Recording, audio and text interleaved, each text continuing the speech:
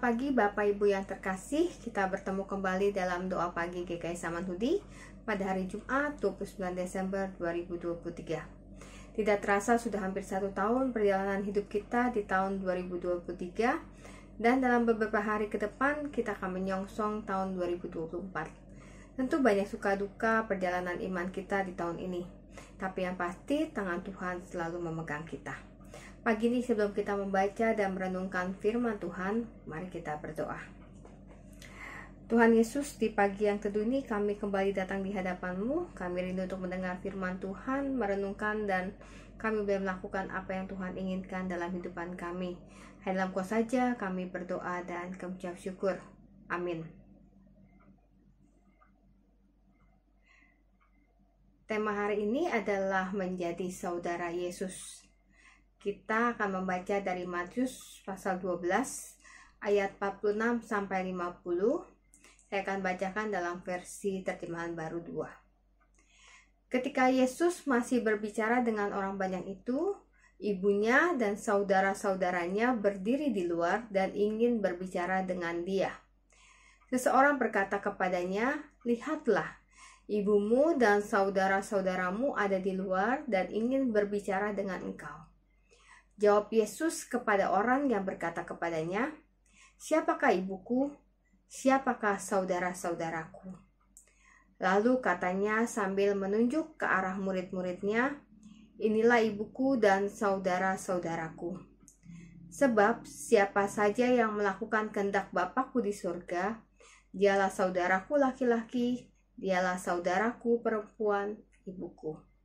Nah, kita diambil dari yang ayat ke-50, sebab siapa saja melakukan kehendak Bapakku di surga, dialah saudaraku laki-laki, dialah saudaraku perempuan, ibuku. Kita akan merenungkan dari Matius tadi. Bapak Ibu, zaman Israel, pada zaman Yesus, kehidupan sosial masyarakat sangat diwarnai oleh hubungan dekat antar saudara semarga. Secara turun-temurun mereka percaya bahwa menjaga dan memelihara hubungan dekat dengan saudara-saudara merupakan manifestasi kasih Allah kepada sesama. Hal ini dipahami dan dipegang teguh sebagai isi perjanjian Allah dengan nenek moyang mereka. Menjauh dari saudara-saudara berarti melanggar perjanjian mereka dengan Allah.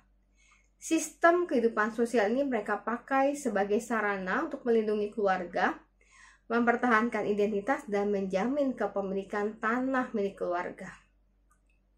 Injil hari ini mengisahkan sanak saudara Yesus datang mencari Yesus sejak Yesus mulai berkarya. Konon saudara Yesus itu berjalan sejauh 40 km dari Nazaret ke tempat di mana Yesus sedang berbicara kepada orang banyak. Karena terhalang kerumunan orang, mereka hanya meminta seseorang untuk menyampaikan kepada Yesus bahwa ibu dan sanak saudara Yesus ingin berbicara dengan Yesus. Maksud mereka tentu hendak mengajak Yesus pulang ke rumah ibunya untuk hidup bersama keluarga besarnya. Mereka sangat mengkhawatirkan keselamatan Yesus yang telah lama meninggalkan semua sanak saudaranya. Kemudian Yesus berkata, "Siapakah ibuku dan siapakah saudara-saudaraku?" Lalu kata Yesus sambil menunjuk ke arah murid-muridnya, "Inilah ibuku dan saudara-saudaraku. Sebab siapapun yang melakukan kehendak Bapakku di surga, dialah saudaraku laki-laki, dialah saudaraku perempuan, dialah ibuku." Jawaban Yesus mengingatkan kita akan jawaban Yesus ketika telah hilang 3 hari, lalu diketemukan oleh kedua orang tuanya di bait Allah. Waktu itu Yesus menjawab, "Mengapa kamu mencari aku? Tidakkah kamu tahu bahwa aku harus berada di rumah Bapakku?" Dari peristiwa dan kejadian Matius itu terkesan bahwa Yesus akan menyangkal hubungan Yesus dengan ibunya dan sanak saudaranya. Yesus terkesan melawan arus zaman pada saat itu atau tidak menghormati tradisi Israel pada saat itu. Tapi ia lebih memprioritaskan atau mementingkan hubungan rohani daripada hubungan darah. Bagi Yesus, yang disebut keluarga bukan sesempit hubungan darah semata. Dalam hubungan dengan Allah, setiap orang yang melakukan kehendak Allah adalah bagian dari keluarga Yesus juga. Bukan berarti Yesus bersikap kasar terhadap anggota keluarganya. Melainkan Yesus hendak mengajar murid-muridnya bahwa relasi dengan Allah harus mengawali dan menjadi dasar relasi dengan anggota keluarga. Kita masih mengingat peringatan Yesus dalam Matius 10 ayat 37. Siapa saja yang mengasihi ayah atau ibunya lebih daripadaku, ia tidak layak bagiku. Siapa yang mengasihi anaknya laki-laki atau perempuan lebih daripadaku, ia tidak layak bagiku. Yesus mau mengatakan bahwa kita hendaknya lebih mementingkan relasi dengan Allah. Nah, saat ini Bapak Ibu yang terkasih, kita ada di Asia, khususnya kita di Indonesia, di mana kesukuan dan kekerabatan satu keturunan atau marga begitu mendominasi dan cenderung jatuh kepada bahaya mementingkan kelompok tertentu saja, mementingkan satu denominasi tertentu saja, mementingkan satu marga tertentu saja. Dan dalam hidup kita sehari-hari, apakah penerimaan kita terhadap orang lain hanya didasari oleh hubungan darah? Bahkan di gereja di mana GKI banyak begitu adalah gereja keluarga. Yang sambung menyambung adalah saudara-saudara kita. Atau kita hanya mau menerima karyawan yang satu suku dengan kita. Atau kita hanya mau bergaul dengan orang yang sekelompok dengan kita. Atau apakah keputusan yang kita ambil didasarkan pada kepentingan kelompok kita atau kepentingan keluarga kita? Ada rasa tidak enak, ada rasa tidak nyaman, ada rasa tidak hormat. Bahkan mungkin jika disebut orang anak atau saudara yang tidak berbakti kepada keluarga, jika keputusan yang diambil tidak sesuai dengan maunya keluarga atau kelompok kita. Akan ada omongan-omongan seperti itu. Maka kita seringkali terjerat dalam kehidupan sehari-hari dengan tuntutan keluarga, tuntutan pekerjaan, dan hubungan sosial lainnya. Sehingga kita melupakan apa sebenarnya kehendak Tuhan yang harus kita lakukan. Ingat bahwa komunitas dibangun dengan setara dengan akrab. Tidak membedakan kelompok, tidak membedakan hal yang berbeda dari kita. Tadi disebutkan bahwa relasi dengan Allah harus mengawali dan menjadi dasar relasi dengan anggota keluarga, bahkan dengan sesama. Cara kita berrelasi dengan Allah haruslah benar. Jika kita benar berrelasi dengan Allah, maka kita juga akan benar berrelasi dengan sesama kita. Maka ketika kita berrelasi dengan Allah, cara kita berkomunikasi, bergaul intim dengan Allah, maka kita akan tahu apa sih yang Allah kehendaki buat hidup kita. Apa yang Allah tidak suka untuk kita tidak lakukan, apa yang Allah sukai untuk kita lakukan. Dengan sesama juga seperti itu. Kalau kita bergaul intim dengan sesama kita, kita mengenal sesama kita dengan lebih baik, kita berkomunikasi dengan lebih sering terhadap orang tersebut, maka kita juga mengerti apa yang disukai oleh orang tersebut, apa yang tidak disukai oleh orang tersebut, bagaimana cara berpikir orang tersebut, dan sebagainya. Maka kesediaan kita untuk melakukan kehendak Allah menjadi jembatan yang memperkuat jalinan penerimaan kita kepada orang lain yang selama ini dianggap jauh, bahkan berbeda. Apakah kita bisa menerima perbedaan itu? Apakah kita bisa menghargai perbedaan itu?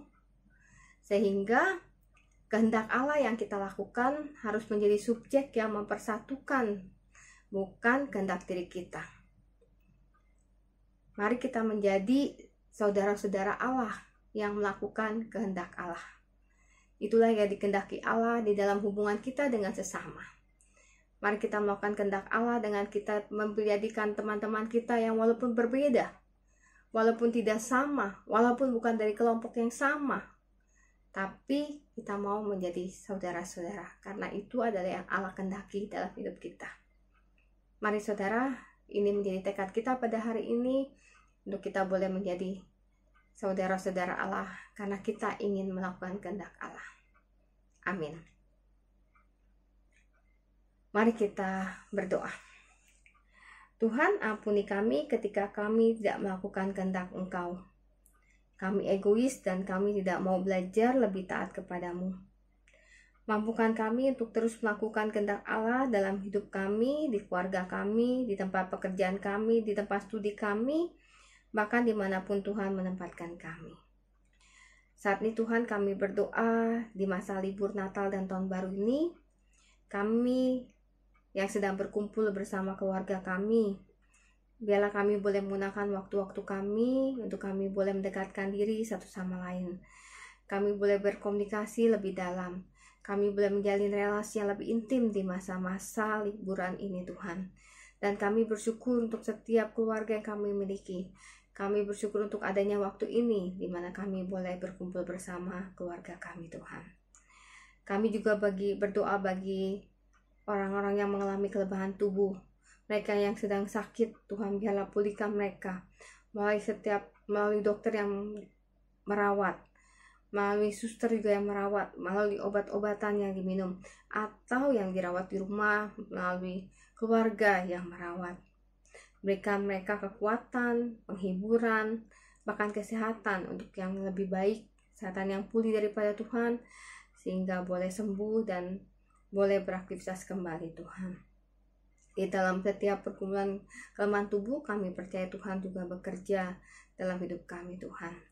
Kami juga berdoa yang ada ketika kami dalam pergumulan kehidupan kami, apakah itu pergumulan keluarga, apakah itu pergumulan studi, kehidupan, pergumulan ekonomi, atau bahkan pergumulan yang lain Tuhan. Biarlah Tuhan yang berikan kami hikmat untuk kami boleh mampu mengerti kehendak Tuhan dalam hidup kami, untuk kami boleh merespon setiap kejadian, peristiwa yang ada dalam hidup kami, untuk kami belajar dan kami boleh melihat rencana Tuhan dalam hidup kami. Kami juga berdoa di masa-masa ke depan ketika akan diadakan pemilu, Tuhan yang pimpin negara ini Tuhan. Berikan setiap orang hati yang boleh takut akan Tuhan, sehingga sungguh semua ini boleh berjalan dengan lancar. Kami rindu negara kami boleh semakin maju, dan Tuhan pakai setiap anak-anak Tuhan untuk boleh mengelola negara ini dengan benar. Kami berdoa untuk setiap persiapan yang akan dilakukan ke depan untuk menjelang perayaan Paskah, masa raya Paskah. Biar Tuhan pimpin dan Tuhan berkati setiap panitia yang boleh mempersiapkan dan yang boleh bekerja untuk mempersiapkan Paskah Tuhan. Tuhan, kami berdoa biarlah di akhir tahun ini, biarlah damai, sukacita, pengharapan Natal ini boleh menjadi kekuatan bagi hidup kami, untuk kami boleh melangkah maju di dalam kami menyongsong tahun 2024 yang kami akan jalani bersama-sama dengan Kau. Kami menyerahkan Tuhan doa ini ke dalam tangan Tuhan. Tuhan yang menjadikan juru selamat kami, dan ke dalam Kau saja kami berdoa. Amin. Bagi Bapak Ibu yang memiliki pergumulan khusus dan ingin didoakan, bisa menghubungi rekan-rekan pendeta di nomor berikut.